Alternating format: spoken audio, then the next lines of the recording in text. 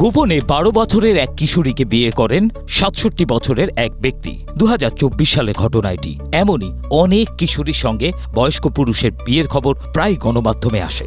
আর আমাদের আশেপাশে তো হরহামেশাই দেখা যায় স্বামী তার স্ত্রী থেকে ৫ বা ১০ বছরের বড়।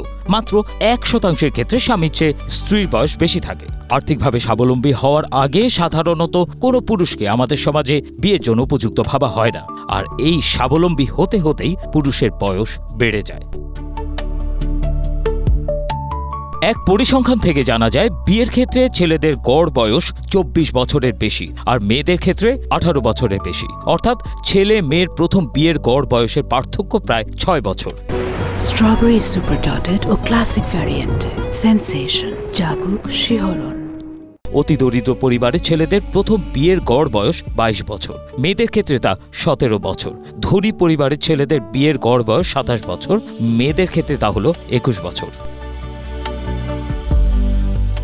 বিবিএস এর জরিপে আরও সুনির্দিষ্টভাবে বলা হয়েছে ১৫ থেকে ১৯ বছর বয়সী বিবাহিত কিশোরীদের ৪৫% স্বামী তাদের থেকে ৫ থেকে ৯ বছরের বড়, ২০% স্বামী সমবয়সী থেকে ৪ বছরের বড়।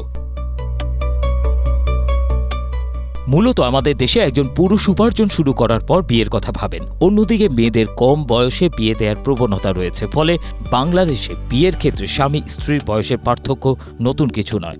আর্থসামাজিক প্রেক্ষাপটের কারণে বেশিরভাগ ক্ষেত্রে স্ত্রীর চেয়ে স্বামী ৫ থেকে ১০ বছর বা এর চেয়ে বেশি বড় হয়ে থাকেন। প্রথম আলোর এক প্রতিবেদন থেকে এসব তথ্য পাওয়া যায়।